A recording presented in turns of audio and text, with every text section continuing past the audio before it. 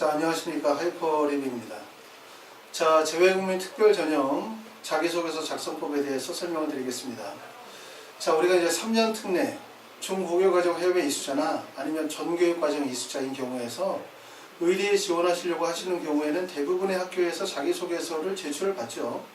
우리가 자기소개서를 제출을 받는 이유들은 여러분이 제출하는 여러 가지 서류들이 있는데, 우리가 꼭 자기소개서를 제출받는 이유들은 여러분이 제출하는 학업과 관련이 되어진 서류들에서는 사실 학생들이 어떠한 가치관을 가지고 있는지, 또 해외에서 재학하면서 어떠한 노력을 했는지, 또 이 학생이 진로에 대한 부분에서 어떤 뚜렷한 생각을 가지고 있는지에 대한 부분을 확인할 수가 없어요. 그러니까 자기소개서의 근본적인 목적은 뭐냐면 학생이 어떠한 노력의 과정을 진행을 했고, 또 학생이 어떤 인성과 가치관을 갖추고 있는지에 대한 부분들을 확인하기 위한 게 자기소개서를 제출받는 목적이겠죠. 그렇죠? 근데 이 자소서라고 하는 부분이 사실 그렇게 쉽진 않아요. 왜냐하면 해외에서 우리가 이제 3년이든 아니면 12년 과정을 오래 재학하다 보면 사실상 이제 한국어에 대한 부분을 말을 잘한다 하더라도 글 쓰는 능력은 많이 떨어질 수밖에 없고, 또 해외에 재학하고 있는 고등학교가 한국인 학교라 하더라도 예외는 아니에요. 그렇다 보니까 이제 전체적으로 문장력도 떨어지는 데다가 또 자기소개서라고 하는 특성을 처음 접하게 되는 거죠. 우리가 일반적으로 이제 뭐 일기나 보고서의 형태라든가 뭐 소설이나 수필 같은 거, 연설문이라든가 이런 경우는 많이 접해봤지만 자소서라고 하는 특징이 가지고 있는 부분들을 접해본 적이 없기 때문에 자소서를 어떻게 써야 될지 사실 좀 막막한 경우들이 상당히 많습니다. 그렇기 때문에 우리가 자소서를 어떻게 쓰는 게 효과적인지에 대한 부분을 이해하면서 자소서를 쓰실 필요가 있어요. 그래서 그런 부분에 대해서 한번 말씀을 드리도록 하고, 지금 제가 이제 동영상을 촬영하는 시점에서 원서 제출일까지 남아있는 기간들이 한 40일 정도밖에 시간이 안 남았기 때문에 해외에 계시는 분들이거나 국내에 계시는 분들은 대학 결정하시고 그 다음에 자소서 쓰는 부분에 대해서 좀 심적인 압박을 받으실 때가 됐죠. 그렇죠? 그래서 대부분 국내에 들어오셔서 자소서를 쓰시려고 생각하시면 그때는 시점이 좀 늦습니다. 좀 일찍 진행하시는 게 좋기 때문에 지금부터 해외에서 자소서를 쓰는 과정들을 진행하시고, 나중에 이제 국내에 들어오셔서는 원서 제출하기 직전에 최종적으로 검토하시고 원서 지원하시는 게 더 낫지 않을까라는 생각이 듭니다. 자, 먼저 이제 자소서를 쓸 때 우리가 조금 이해해 볼 보는 부분은 뭐냐면, 국내 자소서든 국내 수시 자소서든 아니면 재외국민 전형의 자소서든 자소서에서 묻고자 하는 부분들은 약 4가지 정도로 압축이 돼요. 그 4가지가 바로 뭐냐면, 첫 번째는 학업에 대한 부분이 1번. 그래서 학업에 기울인 노력과 학습 경험을 묻는 경우. 두 번째는 교내 활동에 관한 거. 세 번째는 배려 나누는 협력, 갈등 관리에 관해서 묻는 거. 네 번째는 이제 지원 동기를 묻는 거죠. 이거는 이제 어느 대학이든지 대부분 다 비슷합니다. 그래서 첫 번째는 학업에 대해서 물어보는 건데, 학생이 이제 아무래도 대학에서 학생을 뽑을 때 학생을 뽑는 기준은 뭐 잘생겨서 뽑거나 아니면 뭐 아이가 키가 커서 뽑거나 이런 외모로 뽑는 게 아니라, 대학에서 학생들을 뽑는 거는 전적으로 학업 능력을 따라서 뽑는 거 아니겠습니까? 그렇죠? 그렇기 때문에 대학에서 1차적으로 선발하는데 기준이 되는 건 학생의 학업적 능력이에요. 그런데 이 학업 능력이라는 부분들은 여러분이 제출하는 서류에서 이미 다 확인이 되어졌죠. 그렇기 때문에 대학에서 알고자 하는 건 뭐냐면, 네가 학력의 지표를 얼만큼 쌓았냐를 물어보는 것이 아니라 네가 어떠한 노력을 했고 어떠한 학습 경험을 해서 이런 학업적 성취도를 쌓았느냐, 이걸 보는 거고, 이러한 평가를 통해서 앞으로 향후 대학에 입학하고 난 다음에 얼마만큼의 학업적인 성장을 보여줄지를 평가하는 잠재적인 능력을 같이 평가한다고 볼 수 있어요. 두 번째 문항은 교내 활동에 대한 부분을 물어봅니다. 활동, 그럼 우리가 생각할 때 마치 뭐 음악 활동이나 체육 활동 또는 미술 부리기, 이러한 예체능계 활동을 자꾸 생각하시는 경우들이 많은데, 활동이라는 건 결국 뭐냐면 학생이 학업적인 어떤 성취도를 쌓기 위해서 교내에서 어떤 활동을 진행했는지 라는 부분이고, 이 활동은 지원하는 학과와 연관성을 맺어주는 게 상당히 좋겠죠. 그러니까 예를 들어서 의대를 가려고 하는 학생이다. 그럼 그가 보여줄 수 있는 활동이라고 하는 것은 학교에서 진행이 되는 각종 대회라든가 보고서라든가 동아리 활동과 관련이 되어진 내용들과 연관성이 있는 거죠. 그렇죠? 그렇기 때문에 이런 교내 활동에 대한 부분들을 보여주고, 이 활동이라는 부분들은 결과적으로 학생이 얼마만큼의 열정을 가지고 있고 심화적인 학습의 단계까지 도달했는지를 보여줄 수 있는 중요한 내용이라고 볼 수 있어요. 그러니까 학생의 어떤 능력을 보여주는 거, 학업적 능력을 보는 건 2가지인 거예요. 그러니까 첫 번째는 학력 지표, 학업과 관련이 된 거고, 두 번째는 활동의 우수성. 이 되게 두 가지가 중요하다는 점을 아셔야 되고요. 세 번째 물어보는 거는 이제 배려, 나눔, 협력, 갈등 관리라고 하는 거는 인성이나 가치관을 평가하는 거죠.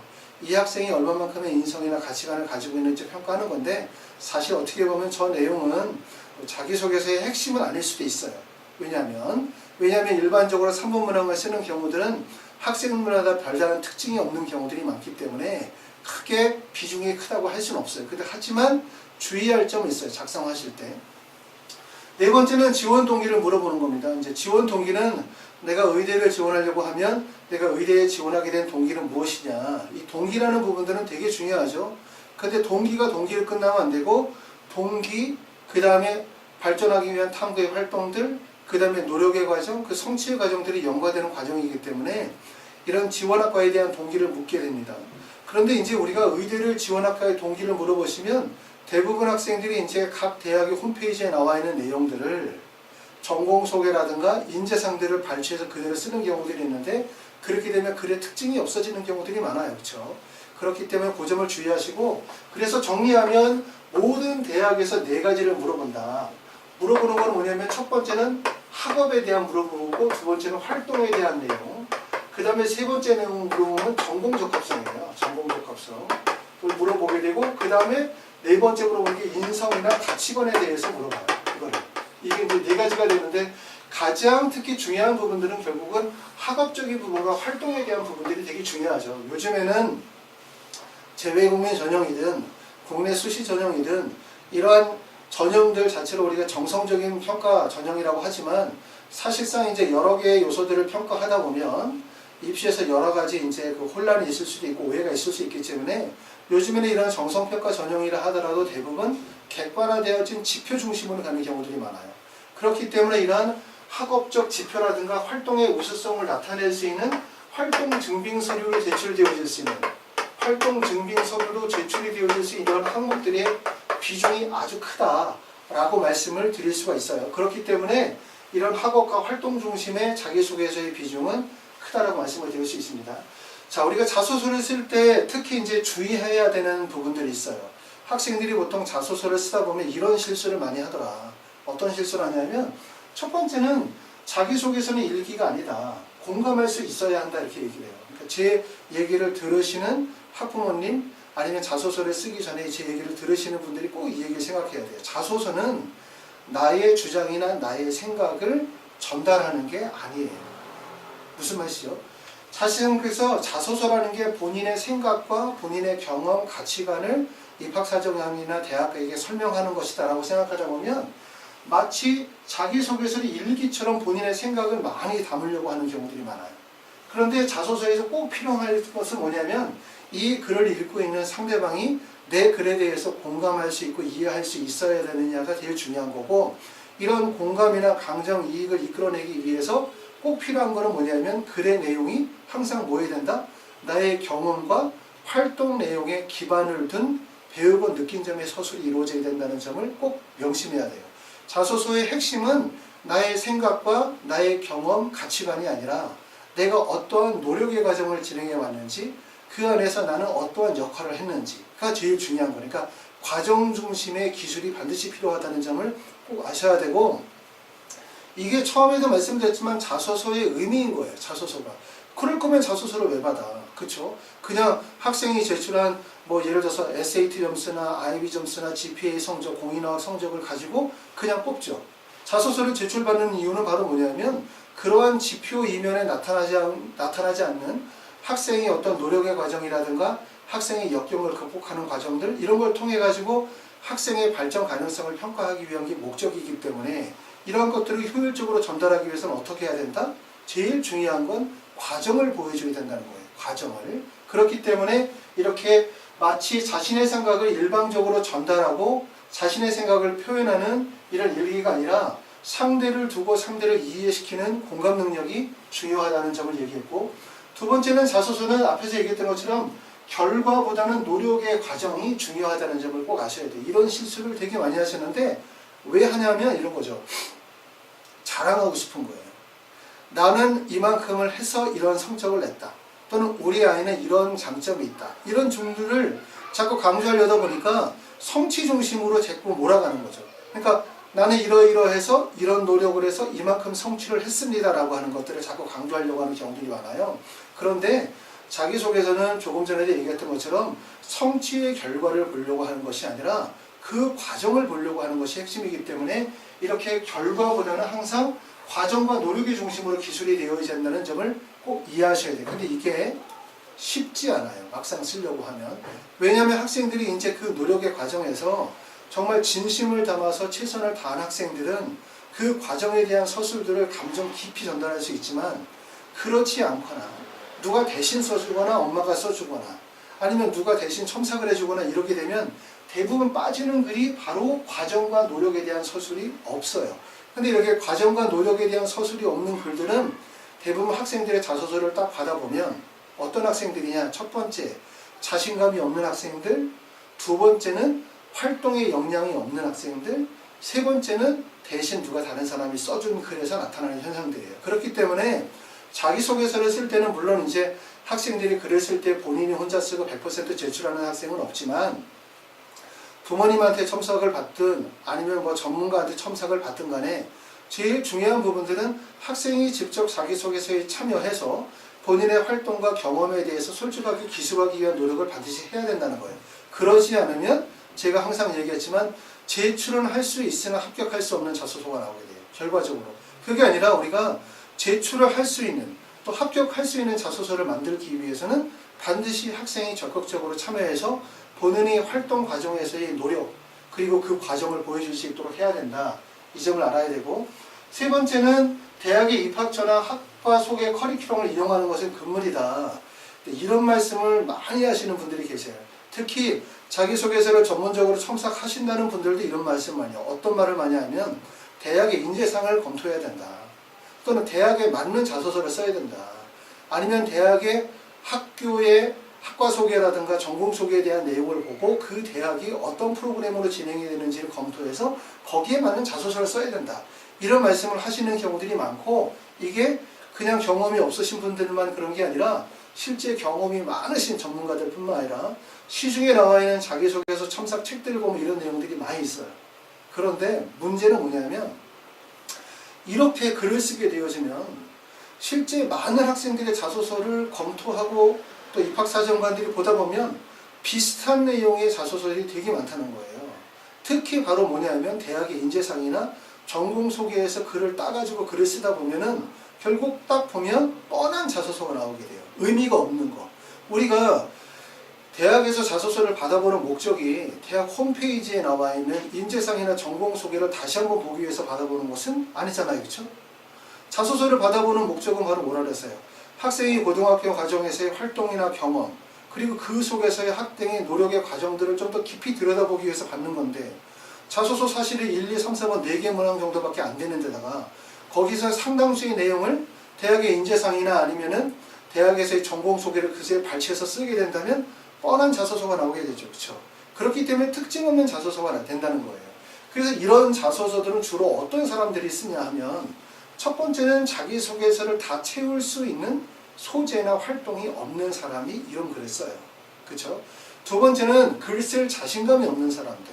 그 다음에 세 번째는 마찬가지로 본인이 글을 쓴 게 아니라 다른 사람에게 글을 위탁해서 다른 사람이 대신 써주는 거죠. 그런 경우에 이런 특징들이 많이 드러나게 된다는 거예요. 그렇기 때문에 이런 자소서는 쓰지 않는 것이 좋다. 그래서 이렇게 본인이 대학의 입학처나 아니면 커리큘럼을 가지고서 글을 쓰다 보면 어떤 자소서가 나오냐면 5번째처럼 한 줄만 읽어도 그냥 뻔한 자소서가 나와요. 그렇죠? 안 읽어도 되는 정도의 자소서. 그래서 우리가 자소서에서는 항상 본인의 활동이나 경험이나 실적들을 드러내는 것이 아니라 제일 중요한 것은 그 과정에서의 본인의 노력과 그 과정에서의 담았었던 본인의 생각을 진솔하게 표현하는 것이 되게 중요하다. 이렇게 말씀을 드려요. 제가 이제 자기소개서를 지금 얘기를 하고 있지만 사실 저는 이제 자소서를 전문적으로 첨삭하는 선생님은 아니에요. 제가 이제 하이퍼랩이 원장인데 제가 주로 하는 거는 이런 재외국민 전형에 대해서 컨설팅 입시 지도를 주로 하는데 제가 이렇게 자소서에 대해서 자꾸 얘기를 하는 이유는 뭐냐면 예전에 저희 학원에서 자소서 첨삭 진행을 할 때 거의 모든 학원이 그런 것처럼 학생이 자소서를 쓰면 부모님께서 부탁을 드리면 첨삭 선생님을 바로 만나서 첨삭 선생님하고 첨삭을 해서 자소서를 완성을 했어요. 근데 그런 자소서를 보니까 어떤 문제점이 있었냐면 첫 번째는 학생이 쓴 글에서 선생님의 첨삭을 통해서 마지막 완성한 글이 구조가 안 바뀌더라는 거예요. 전혀. 그러니까 학생이 쓴 글을 다듬어서 논리적으로 유연하게 글을 완성하지 학생의 자소서에서 부족한 부분을 적극적으로 수정하지는 못해요. 그게 첫 번째 문제였고, 두 번째는 뭐냐면 자기소개서를 첨삭하시는 분들이 대부분 인문사회 계열의 문과 선생님들 또 여선생님들이다 보니까 자연계 쪽 의학 계열의 학생의 글이 선생님에게 넘어가면서 글 자체가 어떤 글로 바뀌냐면 남자의 글이 여자애로 글로 바뀌거나 아니면 의학 계열의 글이 문과 선생님의 글로 바뀌게 되니까 결국 자소서 자체가 어떻게 다른 사람들이 딱 읽고 나면 이건 학생의 장점이 드러나지 않고 누군가가 자소서를 도와줬다라는 느낌을 적극적으로 받게 되는 거예요. 그래서 자소서는 이렇게 쓰면 안 되겠다라는 생각이 들어서 자소서는 어떻게 써야 되냐면 첫 번째는 학생이 자소서를 초안을 써요. 대략적으로. 그러고 난 다음에 학생이 가지고 있는 학력과 활동의 우수성과 관련이 되어진 서류와 학생의 자소 초안을 받아서 제가 그걸 가지고서 자기소개서 1, 2, 3, 4번 문항이라고 하면 자소서의 전체적인 구조를 설계해야 돼요. 이 학생이 만약에 예를 들어서 카톨릭 대학교 의과대학에 지원하려고 하는데 첫 번째 이 학생이 지금 가지고 있는 스펙에서 합격 가능하냐 이 부분 판단해야 되고, 만약에 상향 지원이라고 생각이 되어지면 적극적으로 본인이 가지고 있는 부분의 학업적 활동의 우수성을 적극적으로 강조해야 되고, 그 다음에 적정 안정 지원이라고 생각하게 되어진다면 학업적 능력보다는 간단히 말해서 의사로서의 어떤 소명감이나 직업 윤리의식이나 가치관을 좀 더 강조할 필요가 있겠죠. 그 다음에 이제 두 번째 봐야 되는 부분들은 이 학생이 가지고 있는 장점과 단점을 봐야 돼요. 이 학생이 과연 어디에 장점이 있고 단점이 있느냐, 활동의 우수성에 장점이 있느냐, 아니면 학업적 지표에 장점이 있느냐, 단점이라고 하는 것이 교내의 수상이 부족하냐, 이런 등등의 장점을 봐서 자소서를 어떻게 구성할지에 대한 구조를 먼저 설계를 해줘야 돼요. 이게 자기소개서에서 사실은 거의 95% 100%예요. 자소서는 잘 쓰는 게 중요한 것이 아니다. 절대로. 그러니까 우리가 잘 쓴다라는 개념이 마치 소설이나 수필처럼 한 줄을 딱 읽어도 막 감동이 밀려오는 그런 글을 쓰는 게 자소서가 아니라, 자소서라고 하는 것이 제일 중요한 물은 뭐냐면 첫 번째는 학생의 경험과 활동 속에서 본인의 노력의 과정을 진솔하게 담을 수 있어야 되고, 그리고 좀 전에 보여줬던 이 4개의 학력의 지표들, 다시 말해서 자소서에서 평가하고자 하는 학업적 능력이나 활동의 우수성, 전공 적합성, 인성의 가치관들이 그 자기소개서의 4개의 문항에서 조화를 이루면서 학생의 솔직한 감정들이 잘 드러나는 게 되게 중요한 거예요. 자, 아시는 것처럼 3년 특례, 또 경우에 따라서 전교육과정 해외 이수자, 해외에서 12년 과정이 있었는데 글을 잘 쓴다는 게 말이 되지 않지 않습니까? 그렇죠? 물론 12년 과정을 있었다고 해서 글을 못 쓰라는 건 아니에요. 그렇죠? 그분들을 무시한다는 얘기도 아니지만 국내에서 12년 과정을 초등학교부터 다 과정을 이수한 학생들보다는 당연히 외국에서 12년 과정을 이수하다 보면 한국어 활용 능력이 떨어질 수밖에 없죠. 그렇죠? 그런데 그 학생의 글 쓴 글이 국내 자소서, 의대를 가는 학생의 자소서의 문맥이나 어휘의 수준이 거의 차이가 없어. 그럼 말이 안 되죠. 그렇죠? 그렇기 때문에 재외국민은 재외국민의 특성에 맞는 자소서를 쓰는 게 되게 중요하다. 이런 말씀이고, 아까도 말씀을 드렸던 것처럼 자소서는 잘 쓰는 게 중요한 게 아니에요. 제일 중요한 것은 무엇을 담느냐가 되게 중요하다는 점을 꼭 명심하셔야 되고, 특히 부모님들이 자소서를 도와주시는 경우들이 상당히 많은데 주의하실 점은 뭐냐면, 부모님의 눈높이에서 완벽한 자소서를 만드시려고 하시면 절대로 안 된다. 왜냐하면 그거는 완벽하다는 개념이 글의 논리적이나 흐름에 있어서 완벽한 글이지만 결국은 내용이 없는 글이 나올 가능성이 되게 높아요. 이 페이지를 넘어가기 전에 딱 한마디를 하고 넘어가면 자소서에서 무엇을 담아야 되냐. 제일 중요한 건 과정과 노력을 담아라. 반드시. 중요한 거는 결과나 성취를 담는 것이 아니라는 점을 꼭 명심하실 필요가 있습니다. 자, 다음으로 넘어가서, 자, 제발 이것만은 하지 말자. 좀 전에 얘기했었던 얘기와 동일한 얘기예요. 우리가 자소서 쓸 때 여러 가지 주의사항들이 있어요. 그리고 실제 이제 요즘에 이제 컨설팅을 진행을 하면서 작년에 대학 입시 원서를 썼다가 불합격해서 다시 원서 지원한 학생들. 그러니까 작년에 여기저기 원서를 썼고 했는데 불합격했지만 올해 자기소개서 다시 쓰고 그 다음에 원서 지원 계획 다시 잡고 활동 증빙 서류를 다시 구성을 해서 원서 지원해가지고 붙는 학생들을 보면 실제 자소서의 중요성이 상당히 크구나라고 하는 인식을 할 수 있어요. 그런데 또 어떤 분들이 이런 얘기 하시죠. 뭐 자소서가 정말 중요하다, 제일 중요하다 이렇게 말씀하시는 분도 계시지만, 물론 저희 하이퍼랩에서 자기소개서 첨삭을 진행하고 있지만 그건 아니라고 생각해요. 자소서가 합격의 당락을 좌우한다, 이 정도의 의미는 아니고, 자기소개서를 평가해보면 이런 게 있죠. 예를 들어서 어떤 학생이 100점 만점 중에 95점 정도 되는 학생이 있어. 근데 그 학생이 자소서를 잘못 쓰게 되어지면 그 95점인 학생이 90점짜리 학생이 될 수도 있고요. 또 90점짜리 학생이 자소서를 잘 쓰게 되면 95점짜리가 될 수도 있어요. 그렇죠? 그렇기 때문에 자소서는 잘 쓰느냐에 따라서 본인의 가치가 조금 더 향상될 수도 있고, 아니면 본인의 가치가 좀 더 폄하되어질 수 있다는 걸 명심하셔야 돼요. 자소서가 왜 중요하냐면, 자소서의 내용에서 기본적인 목적은 그거 아니에요. 제출한 서류에 대한 확인 작업이란 말이에요. 학생이 예를 들어서 고등학교 때 어떠한 노력을 통해서 어떠한 성취의 과정들을 보였다라고 증빙서류를 제출했는데, 자기소개서에 기술된 내용이나 활동의 내용을 보면 신뢰하기가 어려운 거죠. 이런 경우들은 자소서를 통해서 잘못하면 본인의 제출한 서류에 대한 부분에 사실성을, 진실성을 의심받을 가능성이 되게 높다는 거예요. 그렇죠? 그렇기 때문에 자기소개서 내용에서 충분히 본인이 제출한 서류에 걸맞는 정도의 수준, 또는 그거에서 부족한 부분들을 보완할 수 있는 과정들이 중요하기 때문에 자소서는 그런 의미다. 결국 90점짜리를 95점으로도 만들 수 있고 90점짜리를 85점으로도 만들 수 있는 게 자소서지, 80점짜리를 100점짜리를 만들 수는 없어요. 그렇죠? 그렇기 때문에 이제 자소서는 그런 정도의 의미죠. 물론 그렇다 하더라도 그 비중이 상당히 크기 때문에 이런 학생들은 절대로 안 돼요. 학생들이 가끔 이런 학생들이 있죠. 엄마, 내가 걱정하지 말고 내가 알아서 쓸 테니까 엄마는 걱정하지 마. 자소서는 내가 쓸게. 이렇게 얘기하시면서 혼자 쓰시는 경우들이 있어요. 그렇게 쓰면 뭘 쓰게 되냐면 결국 연설문 또는 일기, 이런 형태의 자소서를 쓰시게 된다는 거예요.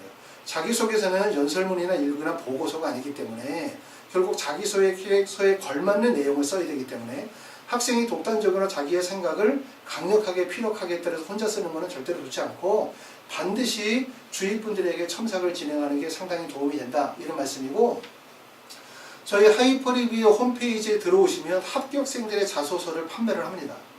그렇죠? 재외국민 학생들의 자소서도 있을 뿐만 아니라 국내 수시 전형으로 의대 합격한 학생들의 자소서도 많이 있어요. 다른 학생들의 많은 자소서를 읽다 보면 어떤 느낌을 받게 되냐면, 첫 번째 어떠한 소재로 글을 써야 될지를 알 수 있고, 그 다음에 좋은 글과 나쁜 글에 대한 판단이 이루어져요. 그렇기 때문에 자소서를 반드시 쓰기 전에는 다른 학생들이 자소서를 어떻게 썼는지를 먼저 읽어보는 게 사전 준비다, 이렇게 보실 수 있습니다. 자, 아까도 말씀을 드렸지만 제발 자소서 쓸 때 이것만 하지 말자. 물론 이거 말고도 우리가 하지 말아야 되는 여러 가지 것들이 참 많아요. 실제 이제 작년에 원서를 썼다 불합격해 썼던 학생들의 자소서를 받아보면 참 부족한 점들이 너무 많다는 생각이 들어요. 왜 이렇게 자소서를 썼을까? 이렇게 썼으니까 떨어졌지라는 생각이 드는데, 우리가 그 중에서 몇 가지를 뽑는다면 첫 번째는 이거죠. 아까 얘기했던 것처럼 대학의 인재상의 의미와 의도를 정확하게 파악하고 자신의 경험과 연결시키자, 이렇게 써 있어요. 이거는 이제 제가 하는 말이 아니라 시중에 나와 있는 자기소개서 첨삭에 관련된 책들을 찾아보면 공통적으로 나와 있는 거, 거의 대부분 처음에 나와 있는 게 바로 이거예요. 대학의 인재상의 의도와 의미를 정확하게 파악하고 자신의 경험과 연결시키자. 그래서 대학만의 인재상의 차이가 있는데, 어떤 대학은 섬김과 이웃에 대한 사랑이 인재상인 경우가 있어요. 또 어떤 학교는 창의적 사고와 전문적 지식을 갖춘 전문인 공동체 정신, 이게 인재상인 경우가 있어요. 아까도 말씀드렸죠. 대학의 인재상을 맞춰가지고 본인의 대학의 인재상에 맞춰서 본인의 글을 쓰게 되어지면 어떤 글이 나오게 되냐면 뻔한 글, 특징 없는 글이 나오게 된다는 점을 꼭 명심하셔야 돼요. 그렇기 때문에 대학의 인재상에 대한 얘기를 할 땐 이거겠죠. 내가 그동안 어떠한 노력을 해왔고, 그리고 어떠한 역량이 있고, 그리고 이러한 역량들이 이 대학의 이러이러한 부분과 일치하기 때문에 나는 대학에 입학해서 이러한 부분들을 좀 더 중점적으로 학업을 하고 싶겠다 라고 하는 부분이죠. 가장 포인트는 뭐냐면 대학의 인재상이 포인트가 아니라 나의 노력과 그 다음에 역량이 부합한다는 것을 강조하는 게 되게 중요한 거예요. 그런데 대부분의 학생들은 쓰라고 하면 천자 중에서 거의 막 300자, 500자 정도를 대학의 인재상에다 모든 걸 뿌리고 있는데, 그 내용을 바로 대학교 홈페이지에 쳐보면 홈페이지에 다 있어. 그 내용이. 그렇게 되면은 사실 그렇게 글을 쓰고 붙으려고 생각하시면 절대로 안 된다. 이런 말이고요.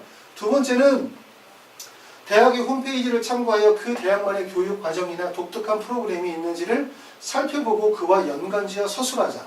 아까 얘기했던 것처럼 대학의 홈페이지를 활용한다든가 대학의 인재상을 활용해서 글을 쓴다라고 하는 게 일반적으로 자기소개서 전문가라고 하는 사람들이 대부분 하는 얘기들. 아니면 자기소개서 첨삭 책들이 시중에 나와 있는 책들이 이렇게 쓰여져 있어요. 직접 여러분들이 찾아보면 이런 문구들은 모든 책에서 확인할 수 있다. 그리고 또 하나는 스포츠, 미술, 음악 활동은 좋은 소재 절대가 아니다. 특히 아까 얘기했던 것처럼 이번 문항에서 교내 활동 쓰라고 하면 특히 활동한 게 별로 없는 학생들이 주로 하는 얘기들이 대부분 다 스포츠 활동, 미술 활동 이런 얘기 많이 하거든요. 스포츠나 미술이라는 것도 활동의 의미는 있어요. 무조건 활동이 없다는 건 아니에요. 대신 어떤 경우냐면 내가 학업적인 성취도가 되게 높고 학업적인 우수성이 되게 높으면 내가 했었던 체육이나 미술이나 음악의 활동들도 그 학업적 활동의 역량, 그 토대 위에서 높게 평가가 되어질 수 있는데 예를 들어서 내가 성적이 안 좋아. IB 성적이 예를 들어서 내가 지금 현재 성적이 35, 36밖에 안 돼. 또는 GPA 성적이 4.3 기준 중에서 3.5 정도 기준 이하야. 이러면 가장 시급한 부분들은 본인의 학업적인 역량들을 강조하는 게 핵심이거든요. 아까도 말씀드렸지만 대학에서 학생을 뽑고자 하는 게 뭐로 뽑아? 공부 잘하는 애 뽑는 거죠, 무조건. 그러니까 학업적 우수성이 돋보여야 되는데 내세울 내용이 없는 거야. 난 공부한 게 별로 없으니까, 활동한 게 별로 없으니까, 쓸 게 없으니까. 그러니까 나는 미술, 음악, 체육 활동들을 자꾸 쓰려고 하는 경우도 있어요. 이거 쓰지 말라고 얘기해도 학생이나 부모님이 자꾸 이걸 쓰고 싶어 하시는 경우도 있어요. 국내는 외국의 입시와 좀 다르다. 아시겠죠?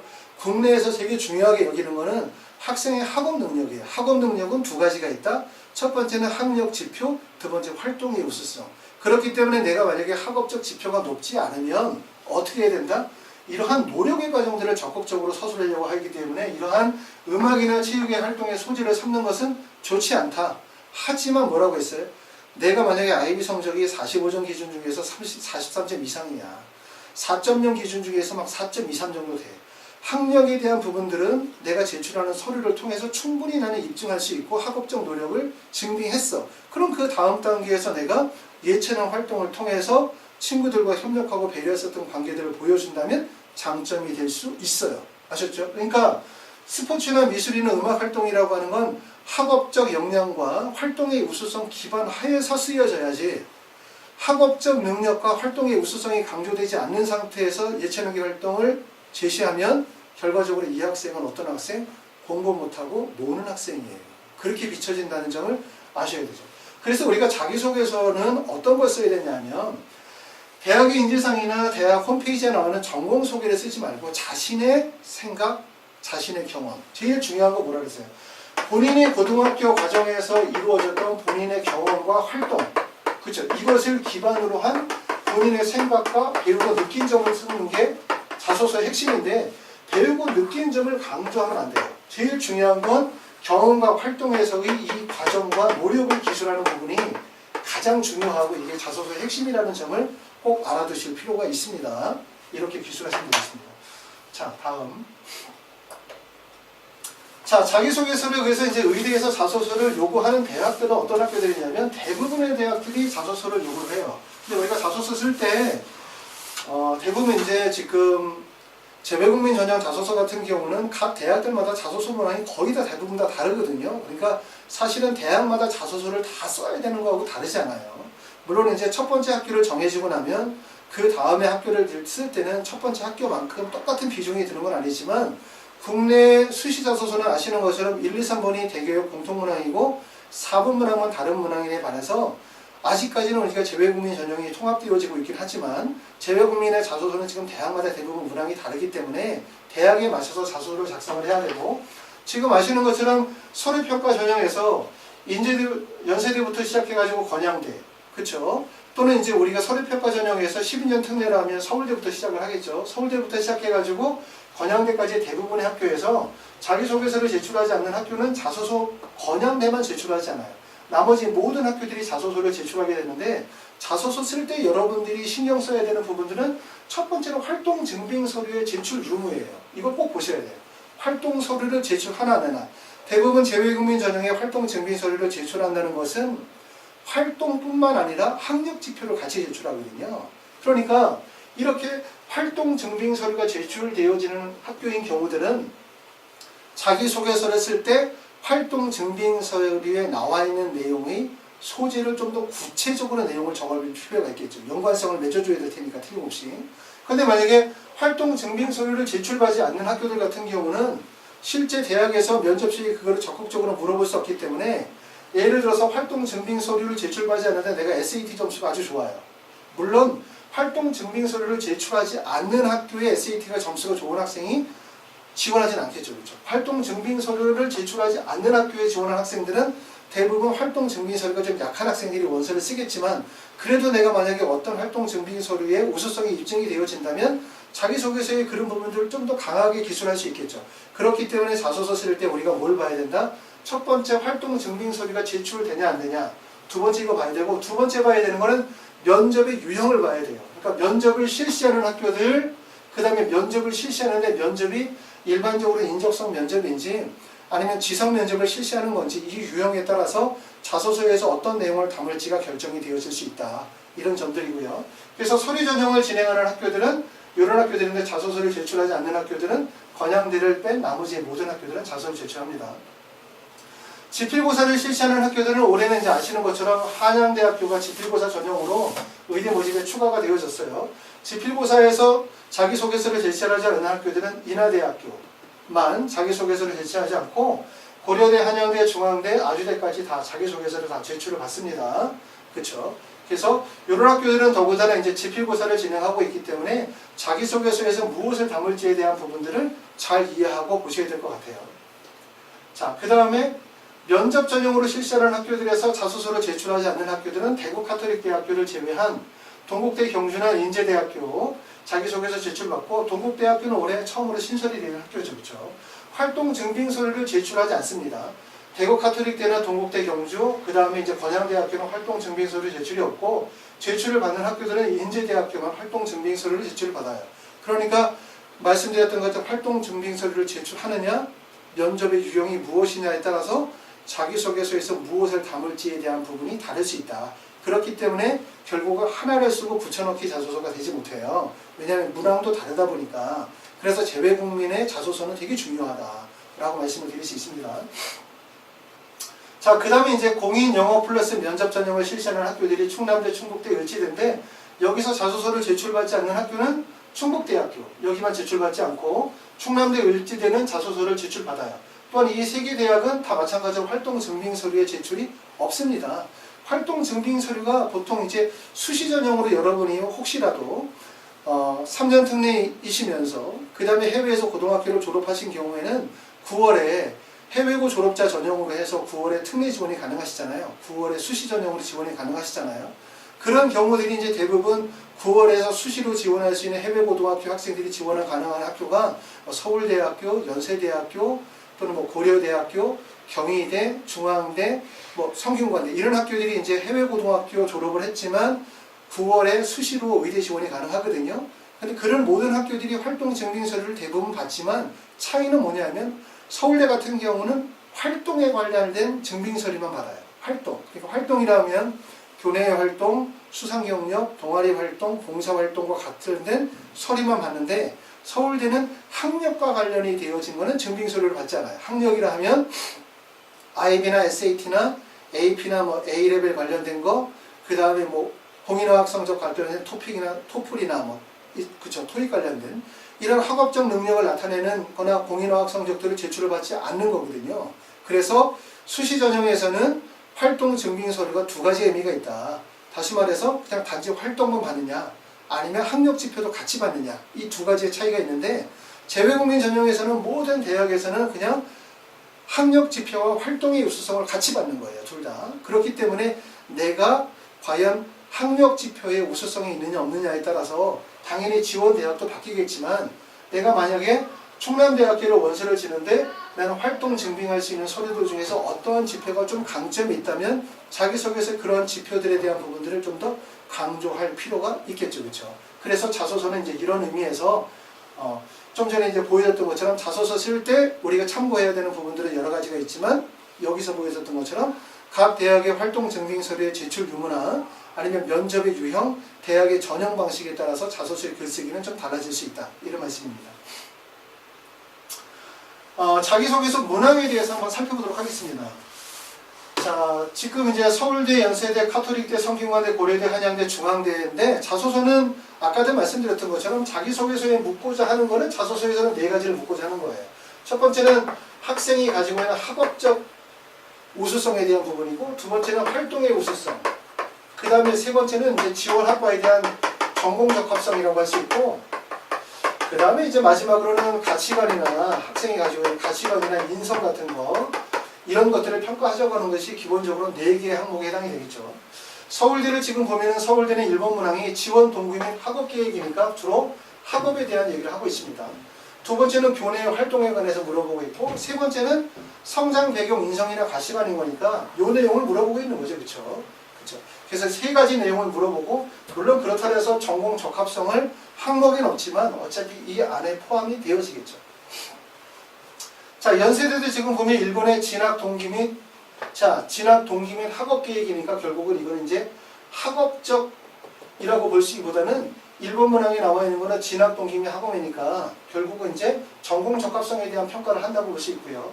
두 번째는 해외 수학 경험, 세 번째는 교과외 활동 경험, 네 번째는 해외 현지 사회에 대한 이해와 수용, 기타는 이제 해당자에 한해서 기술을 해라, 이렇게 되어 있습니다.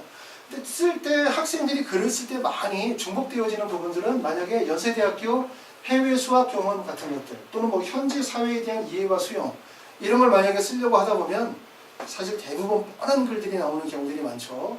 뭐 외국에 갔는데 처음에 문화적, 언어적 차이들 때문에 적응하기 되게 어려웠고, 그래서 나는 뭐 뭘 했다? 축구를 했다. 그래서 친구들하고 막 친해지기 위해 노력했다. 아니면 나는 막 학교에서 친구들과 같이 막 자꾸 막 중국어나 영어로 말하는 연습을 했다. 이런 얘기들이 대부분 뻔하기 때문에 특히 이제 저렇게 해외 수학의 경험이라든가 현지 사회에 대한 이해와 수용에 대한 파트를 적을 때는 글의 소재의 독창성이 되게 중요한 것 같아요. 왜냐하면 나는 진짜 열심히 해서 글을 썼는데 다른 학생과 별 차이가 없는 뻔한 글들이 나오는 경우들이 많거든요. 자, 카톨릭 대학교는 보면은 해외에서 수학하게 된 계기와 적응하기 위한 노력, 외국에서의 학업 및 생활 경험이 지원자의 성장에 어떤 영향을 미쳤는지 구체적으로 기술하시고, 사실은 자소서 쓸 때 제일 어려운 거는 이런 거예요. 이런 것들.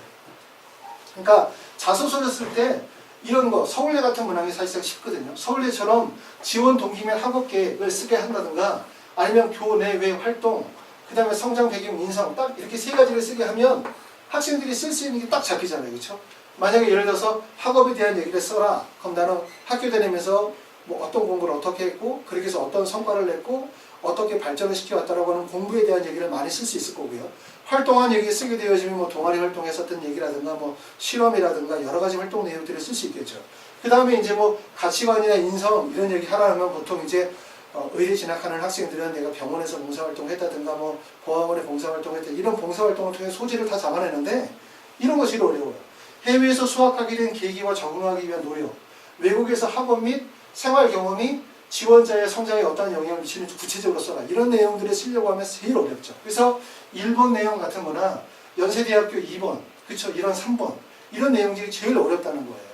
사실은 쉬운 것 같지만 제일 어려운 내용이에요. 글 구성하기가. 그래서 이런 글의 구성은 특히 글의 소재의 독창성이 되게 중요한 것 같아요. 왜냐하면 학생들이 글을 보면 그냥 다 비슷해. 이 글은 그냥 뻔한 얘기들. 뭐 외국에 갔다, 적응 못했다, 그래서 힘들었다, 고통스러웠다, 그래서 뭐 해결하기 위해서 뭐 친구들하고 막 이런 거 하고 막 공차하고 뭐 게임하고 어쩌고 저쩌고 하다가 좋아졌다, 그래서 나는 성적 올랐다, 이런 얘기를 계속 하게 되거든요. 근데 그런 글들이 사실상 특징 없는 글들이 되고, 그 글을 보면 어떤 것들이 나타나냐면 이 학생이 얼마나 적극적으로 노력을 하고 발전하기 위해서 고민해 왔는지 흔적이 잘 안 보여요. 그렇죠?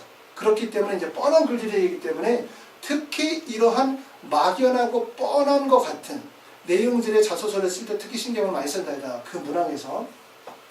자, 두 번째는 진학하고자 하는 이유와 어떠한 노력을 했는지 기술하십시오. 이렇게 쓰면 진학하기 위해서 이유 이러면 여기다가 틀림없이 대부분 다 이런 거 쓰죠. 진학하고자 하는 이유가 뭐냐? 그럼 나는 뭐 가톨릭대가 정말 좋아서, 나는 막 서울대가 엄청 좋아서, 가톨릭대가 가지고 있는 뭐 엄청 막 좋은 프로그램에 뭐 장학 프로그램에 연구 실험에 막 이런 것들을 쓴단 말이에요. 어디에서? 학교 홈페이지에서 그걸 베껴다가 이렇게 쓰면 아까 얘기했잖아요. 뻔한 자소서가 나온단 말이에요.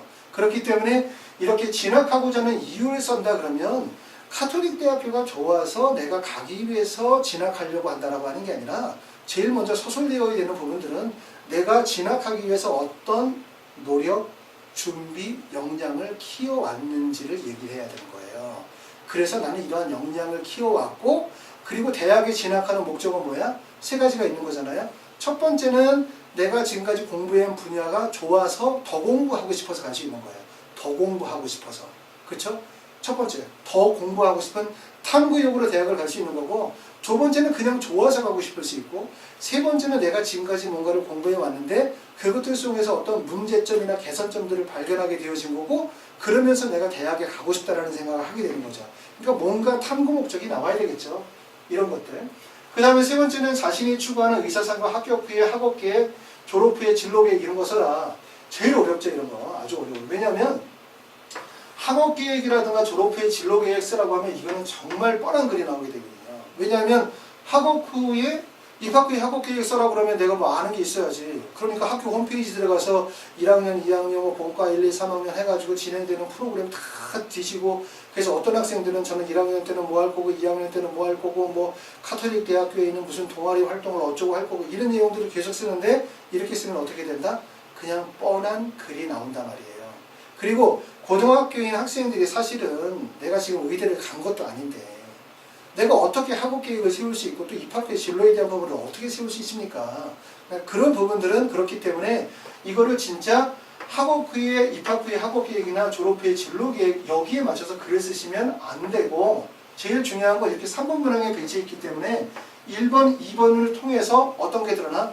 본인이 가지고 있는 학업적인 역량, 그쵸? 학업적인 역량, 그 다음에 본인이 가지고 있는 가치관이나 인성, 이런 부분들이 드러나잖아요. 그러니까 3번 문항에서는 대부분 그 내용을 좀 더 정리해 주는 거죠. 나는 이러이러한 고등학교 때 이런 활동과 역량을 키우기 위해서 노력을 해왔고, 그리고 나는 이러한 인성과 가치관을 가지고 있다. 그렇기 때문에 나는 가톨릭 대학교 의대에 입학하여 나의 이러한 부분들을 발전시켜 나가고 싶다.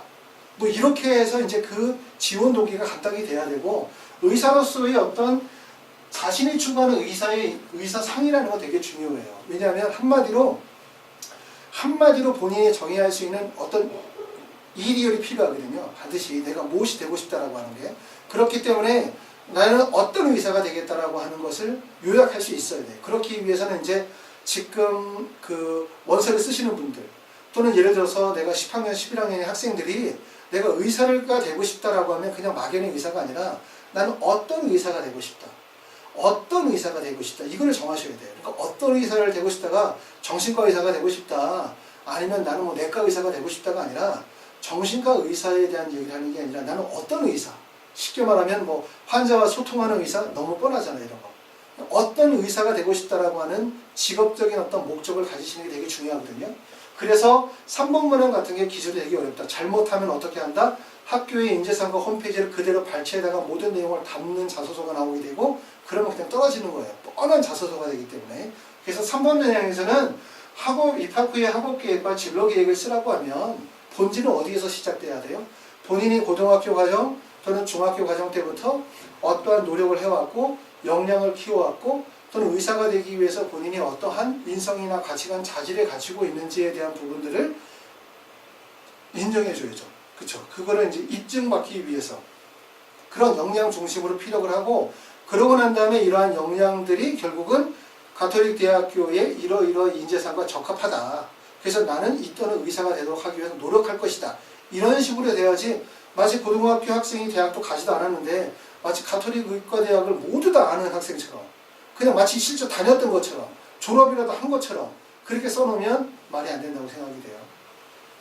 자, 성균관대 같은 경우 보면 노력했던 활동을 배우고 느낀 점을 써라. 어렵진 않죠. 본인이 노력했었던 활동에 대해서 쓰는 거고, 그 다음에 모집 단위를 선택하게 된 이유와 진로, 이거 쓸 때 아까 얘기했던 것처럼 성균관대 의과대학을 선택하게 된 이유, 성균관대 의대 너무 좋아서, 이런 얘기 하지 맙시다. 그렇죠? 그런 얘기 쓰면 자소서를 읽는 사람이 우리 대학을 이렇게 높게 평가해 주니까 고맙군, 동그라미를 10개를 쳐줘야 되겠어, 이렇게 생각하지 않거든요. 사실 그 부분은 그냥 스킵, 그냥 건너뛰게 되거든요. 뻔한 글이 나오게 되고, 아까도 말씀드렸죠. 자소서가 뻔한 자소서를 쓰는 학생은 왜 뻔한 자소서를 쓰냐? 첫 번째, 활동과 경험이 없기 때문에. 두 번째는 자신감이 없으니까. 세 번째는 본인이 안 쓰고 누가 다른 사람이 대신 써주니까 이런 글을 쓴단 말이에요. 그런 의심을 받게 된단 말이에요. 그러면 결국 어떻게 돼? 자소서 때문에 결국은 점수가 깎이게 되는 거예요. 그렇기 때문에 이런 거 쓰지 않도록 하셔야 되고, 그 다음에 고려되는 학업에 기울인 노력과 학습 경험, 교내 활동 3개, 배려 나눔 협력, 지원 동기와 선발해야 되는 이유에 대해 써라. 요거는 이제 고려되는 이제 수시 전형의 자소서와 항목의 내용이 일치해요. 지원 동기와 선발해야 하는 이유, 이거 얘기했죠. 어떤 것에 대해 본인이 가지고 있는 활동의 우수성과 역량의 우수성을 쓰게 되는 거고, 대부분 이런 경우는 4번에 있으면 1번, 2번, 3번의 내용을 함축적으로 요약해서 이러이러한 나는 노력과 활동을 해왔고 그래서 이렇다라고 하는 거를 써야지, 4번에서 새로운 소재로 새로운 글을 쓰려고 하면은 쓸 내용이 없어요. 왜냐하면 1, 2, 3번에 다 나오죠. 학업적 내용 나오지, 활동에 대한 내용 나오지, 그 다음에 본인의 인성이나 가치가 나오는데 4번에다 또 뭘 써? 쓸 게 없죠. 그죠? 그러니까 4번 내용은 1, 2, 3번의 내용에 나왔었던 내용들을 함축적으로 요약함으로 인해서 본인이 의사가 되기에 적합한 역량과 인재상을 가지고 있다는 점들을 보여줄 필요가 있는 거예요. 한양대학교는 이제 학업의 능력을 향상시키기 위해서 기울인 노력, 학업 능력이고요. 그 다음에 소통, 배려, 갈등 관리, 본인을 더욱더 나타낼 수 있다고 생각할 수 있는 걸 답변해라. 그래서 등등등. 중앙대회 같은 경우는 이제 적응 노력과 경험, 그리고 대학 적응의 영향. 아까도 말씀드렸던 이런 것들. 일본 문항 같은 것이 어려워요. 그러니까 막연한 질문을 물어보면 답변하기가 정말 어렵거든요. 그러니까 우리가 질문 중에서 자소서에서 제일 쉬운 건 학업, 활동, 인성이나 가치가 물어보는 서울대 같은 문항이 쓸 게 가장 쉬워요. 그런데 이렇게 좀 전에 보이셨던 연세대 같은 학교 자소 쓰기 정말 어렵고, 카톨릭대 어떻게 쓰게 될지 모르고요. 그 다음에 지금 중앙대 같은 이런 자소서들은 좀 어려운 자소서로 봐야 돼요. 그리고 자소서에서 비교적 쓰기 쉬운 학교들은 고려대학교, 그 다음에 뭐 서울대학교 이 정도 좀 쓰기 쉬울 것 같고, 그 다음에 성균관대도 좀 쓰기 쉽네요. 그 다음에 뭐 중앙대나 한양대 같은 게 좀 어려워요. 쓰기가 어렵다라고 하는 거는 뭐냐면 학교가 수준이 높아서 어렵다 이 얘기가 아니라, 아까 얘기했던 것처럼 대부분의 학생들이 자소서를 쓰게 되어지면 딱 3가지를 쓰게 되거든요. 학업, 활동, 인성이나 가치관. 소재가 정확하게 정해져 있어요. 그런데 지금 봤었던 것처럼 연세대학교처럼 현지 해외 사회에 대한 이해와 수용 이런 거 하면 도대체 무슨 얘기를 써야 될지 모르겠고, 그 다음에 카톨릭 대학교는 자신의 추구하는 인재상과 입학 후에 학업계획, 졸업계획 쓰면 도대체 쓸 게 없잖아요. 그렇죠? 어떻게 써야 될지 방향을 찾기가 어렵고 사례를 찾기가 어렵기 때문에 글쓰기가 좀 어려운 것 같아요. 그 다음에 중앙대도 보면 적응 노력과 경험, 그리고 대학의 적응에 어떤 영향을 주느냐 이런 것도 되게 어렵고요. 학업에 기울인 노력 이런 거 쉽죠. 그 다음에 지원 동기 진로 계획 이런 것도 우리가 많이 생각해 봤으니까 쉽고, 그 다음에 외에 추가할 내용을 기재해라 이런 것들. 자율문항을 주는 것도 마찬가지로 자소 쓰기가 상당히 어렵습니다. 기재하기가.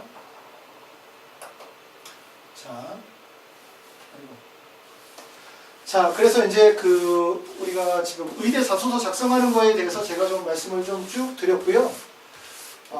말씀을 드렸었던 내용을 조금 요약을 해볼게요. 요약을 하면 뭐냐면, 자소서를 쓰는 거는 아까 얘기했죠. 자소서를 왜 제출을 받을까? 대학에서 자소서를 제출받는 이유, 그거는 여러분들이 가지고 있는 GPA나 IB나 SAT나 AP와 같은 학력 지표에서 보여줄 수 없는 부분을 보기 위한 거예요.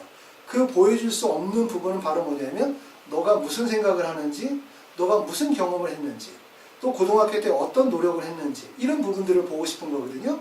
그렇기 때문에 자소서에 써야 되는 부분들은 나는 이만큼 훌륭해요, 나는 이만큼 훌륭해요, 이런 얘기를 쓰는 게 아니라 본인이 경험과 활동의 과정들 속에서 어떠한 노력과 어떠한 고민과 역경을 극복해 왔는지에 대한 부분이니까, 결국은 본인의 경험과 활동의 과정에 대한 부분이 서술이 반드시 필요하다, 이런 얘기를 꼭 얘기해 주고 싶고, 두 번째는 자소서는 문항이 주어지면 그 문항에 뭘 담아야 되냐면 자신의 생각과 경험을 담아야 돼요.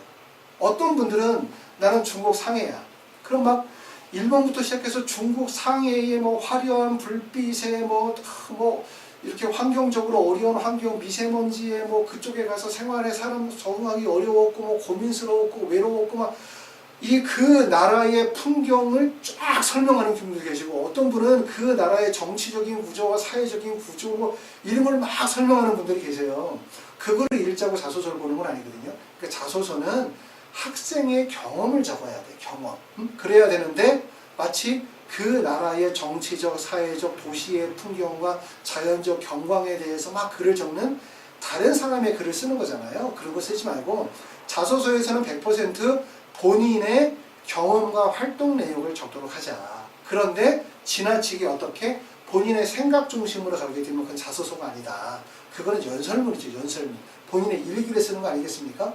그거고, 그 다음에 자소서를 쓸 때 꼭 중요한 점으로 봐야 되는 부분들은 내가 지원하는 학교의 전형, 그 다음에 지원하는 학교가 면접을 실시하는지, 지원하는 학교의 활동 증빙 서류가 무엇인지, 이런 부분들을 반드시 면밀하게 보셔야 돼요. 그래서 자소서를 충실하게 진행하셔야 되고, 자소서가 뭐 아주 중요하다, 자소서가 뭐 합격 불합격의 결정적 요소다, 이렇게는 생각하진 않아요. 근데 아까도 말씀드렸지만 90점짜리를 95점으로도 만들 수가 있고, 자소서가 90점짜리를 85점으로도 만들 수 있는 게 자소서예요. 그렇기 때문에 자소서를 통해서 본인의 역량을 좀 더 보완하고, 그 다음에 본인을 좀 더 가치롭게 평가받을 수 있도록 해야 되는데, 자소서가 지나치게 되어지면, 잘못 쓰게 되어지면 결국 감점 요인이 되어진다는 사실을 아셔야 되고, 또 지금 재외국민 전형의 자소서는 대학들마다 문항이 다 다르기 때문에 시간이 상당히 많이 소요돼요. 그렇기 때문에 그거를 지금서부터 미리미리 준비하시면 좋을 것 같고, 해외에 지금 대부분의 분들이 해외에 계시거든요. 지금 제가 동영상을 촬영하는 시점에서 해외에 계신 분들은 어떻게 하냐면, 국내에 들어오기 전에 학생이 자소서 초안 쓴 거 활동 내용들을 받아서 저희가 이제 카톡이나 위챗 이런 걸 통해 가지고 자소서를 직접 첨삭을 진행을 합니다.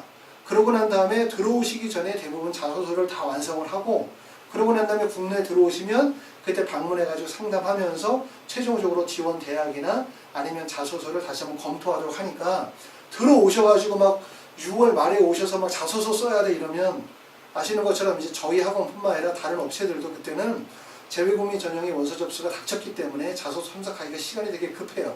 그리고 그렇게 자소서를 쓰면 자소서 쓴 거 그냥 첨삭 선생님한테 넘겨줘서 자소서 첨삭을 받아야 되거든요. 그러면 어떻게 돼요? 그게 엉망이 되거든요. 아까도 제가 말씀드렸지만 자소서를 학생이 쓰고 절대로 첨삭 선생님한테 넘기지 마세요. 그러면 그분이 어떤 글을 만들어줄 거냐면 내용 없는 아주 유연하고 논리적인 글을 만들어주고, 제출은 할 수 있으나 합격하지 못하는 자소서를 만들어줄 거예요. 그거는 그 사람의 역량의 문제가 아니라고 생각해요. 첨삭하시는 선생님이 그걸 못 써서가 아니라 자소서 첨삭 이전에 뭐가 있어야 되냐면 재외국민 전형에 대한 이해와, 그 다음에 학생의 장점, 특장점에 대한 이해, 그 다음에 재외국민 자소서를 어떻게 구조를 구성하는 것이 학생의 경쟁력을 높일 수 있는지에 대한 구조 설계에 대한 부분이 반드시 먼저 진행이 되어야 자소서 단계로 넘어갈 수 있기 때문에, 만약에 이제 자소서를 만약에 진행하셔야 되겠다라고 생각하시다면 아까 말씀드렸던 것처럼 그와 같은 방법으로 진행하시면 될 것 같습니다. 그리고 마지막 또 제가 걱정돼서 또 한마디 하면, 절대로 너가 다 할 수 있다고 생각하면 절대로 안 돼요. 학생들 중에서 고집하시는 분들 되게 많거든요. 그냥 내가 알아서 쓸 테니까 걱정하지 마, 이렇게 하면 자소서가 어떤 자소서가 나온다? 그냥 연설문, 일기 이런 게 나온단 말이에요. 그렇기 때문에 자소서는 반드시 객관적으로 평가를 받을 수 있도록 하는 게 도움이 되실 것 같습니다. 어찌됐든 자기소개서는 아주 중요합니다. 잘 준비하셔서 여러분들의 조금 부족한 부분들을 자소서를 통해서 충분히 보완받을 수 있도록, 단지 제출을 하기 위한 자소서가 아니라 합격할 수 있는 자소서를 구성하실 수 있기를 바랍니다. 감사합니다.